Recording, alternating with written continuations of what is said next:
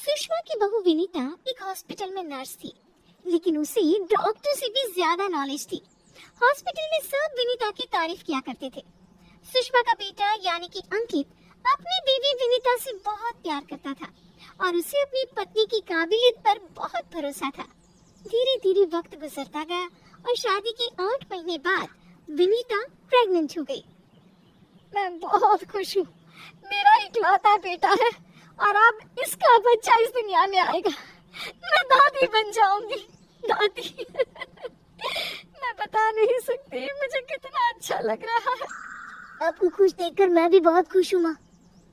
देखो बेटा, वैसे तो विनीता नर्स है, उसे अपने बारे में सब कुछ पता है, लेकिन फिर भी ना आजकल बच्चे पैदा करने में बड़ी परेशानी होने लगी है।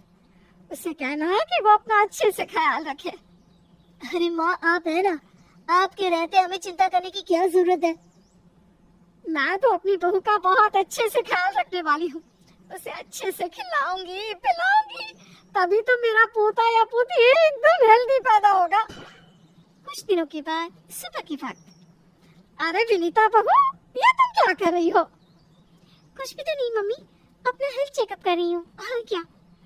लेकिन ये ब्लड प्रेशर की मशीन और ये तुम्हारे हाथ में इंजेक्शन कैसा है? अरे मम्मी जी, मैं अपना ब्लड प्रेशर चेक करके देख रही थी। प्रेग्नेंट होना और ऐसी हालत में ब्लड प्रेशर चेक करना बहुत जरूरी होता है। लेकिन बेटा, इन सब कामों के लिए तुम्हें डॉक्टर के पास जाना चाहिए। अपना चेकअप खुद करने की क्या जरूरत है? और ये इंजेक्शन किस लिए लाई हो? मम्मी जी, इससे मैं अपना ब्लड सैंपल लूंगी और हॉस्पिटल में जाकर अपना ब्लड चेक करवा लूंगी।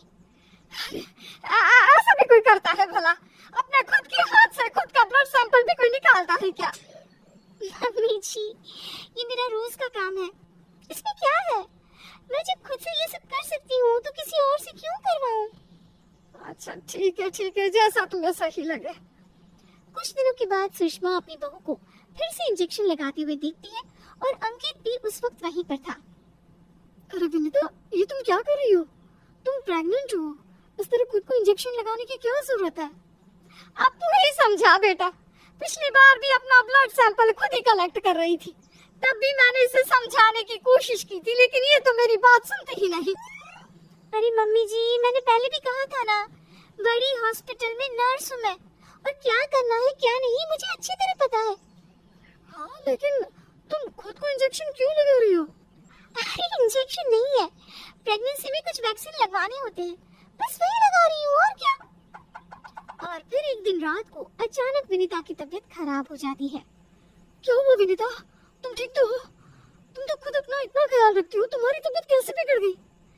पता नहीं अंकित, ऐसा लग रहा है कि वीकनेस हो रही है, बहुत कमजोर सा महसूस कर रही हूँ पिछले कुछ दिनों से। तुमने तो अपना ब्लड सैंपल दिया था ना हॉस्पिटल में, उसकी रिपोर्ट आई या नहीं? कल सुबह ही आ जाएगी, तब सब कुछ पता चल जाएगा। अगले दिन सुबह के वक्त। विनीता, तुम्हारी ब्लड रिपोर्ट तो आ चुकी है, तुम्हारी बॉडी में तो आयरन की बहुत कमी है, देखो तो जरा। अरे हाँ, इसके हिसाब से तो मुझे ब्लड चढ़ाना चाहिए, वरना डिलीवरी के वक्त बच्चे को प्रॉब्लम हो सकती है। मैं एक काम करती हूँ, ब्लड चढ़वा लेती हूँ। ऐसे कैसे ब्लड चढ़वा लेती हूँ? पहले डॉक्टर से जाकर पता करो और हॉस्पिटल में जाकर ब्लड चढ़वाओ। ये सब काम बिना किसी डॉक्टर की सलाह के नहीं करने चाहिए। मम्मी जी, आप फिर से शुरू हो गई ना? क्या करना है क्या नहीं मैं अच्छे से जानती हूँ, मैं खुद कर लूंगी। और विनीता हॉस्पिटल से ब्लड की बोतल का इंतजाम करती है और खुद अपनी ही हाथों से खुद को घर में रहकर ब्लड चढ़ा लेती है। अगले दिन। विनीता, अब तुम्हारी तबीयत कैसी है? देखो, मुझे पता था ब्लड चढ़ते ही मेरी सारी वीकनेस दूर हो जाएगी। मुझे बहुत अच्छा लग रहा है, एकदम ठीक हूँ मैं। कुछ दिनों के बाद विनीता की प्रेगनेंसी का 8वां महीना शुरू हो चुका था और एक दिन सुबह के वक्त विनीता अच्छे से तैयार होकर अपने कमरे से बाहर आती है। क्या हुआ विनीता, सुबह सुबह कहाँ जा रही हो? बहुत दिन हो गए हॉस्पिटल नहीं गई, सोच रही हूँ आज ड्यूटी पर चली जाती हूँ। डॉक्टर का भी फोन आया था अभी। लेकिन बेटा, अब तुम्हारा 8वां महीना चल रहा है, ऐसी हालत में तुम्हें घर में आराम करना चाहिए और डिलीवरी करवाने तो बिल्कुल भी नहीं जाना चाहिए। लेकिन क्यों मम्मी जी, डिलीवरी करवाने में क्या प्रॉब्लम है? ये तो मेरा जॉब है और हॉस्पिटल में दिन रात यही तो करवाती थी।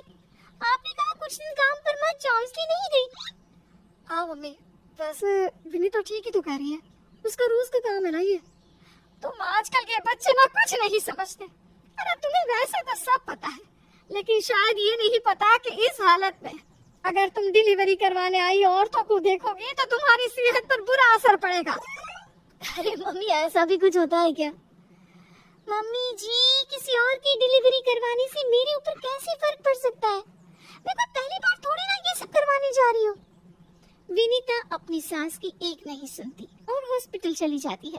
वहाँ से वापस आने के बाद, अरे मम्मी जी, आपको मेरी बहुत चिंता हो रही थी ना? ये देखिए, मैं बिल्कुल ठीक ठाक हूँ, अब आपको परेशान होने की जरूरत नहीं है।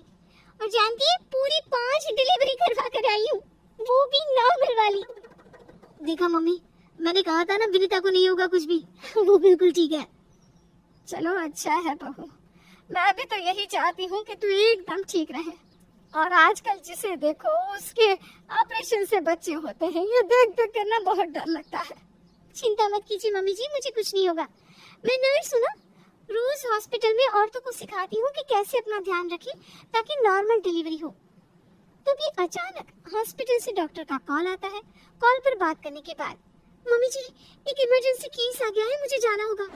अरे लेकिन अभी तो आई हो, कैसी डॉक्टर है तुम्हारी? उसे पता नहीं चलता क्या कि तुम प्रेग्नेंट हो? ऐसी हालत में तुम्हें ना बुलाए। अरे नहीं मम्मी जी, डॉक्टर की भी मजबूरी है। कह रही थी काफी सीरियस केस है और हॉस्पिटल में उन्हें किसी दूसरी नर्स पर इतना भरोसा नहीं जितना मुझ पर है। मुझे लगता है कि तुम्हें मना कर देना चाहिए बहू। कुछ नहीं होगा मुझे मम्मी जी, मैं अभी डिलीवरी करवा के आती हूँ। कुछ देर बाद अंकित के पास हॉस्पिटल से फोन आता है। अरे मम्मी, जल्दी हॉस्पिटल चलिए, वहाँ विनीता की तबीयत खराब हो गई है। हे भगवान, सब ठीक करना, मुझे तो पहले ही डर लग रहा था। अंकित और सुषमा हॉस्पिटल पहुँचते हैं। क्या हुआ विनीता को? वो क्या है ना, विनीता एक नॉर्मल डिलीवरी करवा रही थी। केस बहुत ही सीरियस था और उस लेडी को बहुत ज्यादा प्रॉब्लम हो रही थी। क्योंकि विनीता खुद प्रेग्नेंट है, तो वो अचानक से घबरा गई और उसे लेबर पेन शुरू हो गया। लेकिन अभी तो मेरी बहू का सिर्फ 8वां महीना चल रहा है। देखिए, ऐसा हो जाता है, उस औरत को दर्द में देखकर घबराहट की वजह से विनीता को ये हुआ है। अरे डॉक्टर, लेकिन डरने की कोई बात तो नहीं है ना? नहीं नहीं, ऐसा कुछ नहीं, हमने उसे एडमिट कर लिया है। तभी सब देखते हैं कि विनीता अपने हाथ में एक छोटी सी बच्ची को लिए बाहर आती है। अरे विनीता, तुम्हारी तो तबीयत ठीक नहीं थी, तुम्हें दर्द हो रहा था, तुम बाहर क्यों आ गई? अरे दर्द हो रहा था तो क्या हुआ, मैंने वो दवाई ले ली जिससे जल्दी आने वाले लेबर पेन रुक जाते हैं। और वैसे भी डॉक्टर, उस औरत को मेरी जरूरत थी, उसकी देखभाल के लिए मुझे ठीक होना ही था। ये देखिए, उसका बच्चा एकदम सही सलामत है। अरे वाह मेरी बहू, तूने तो अपने तबीयत की परवाह ना करके किसी और की जान बचाई।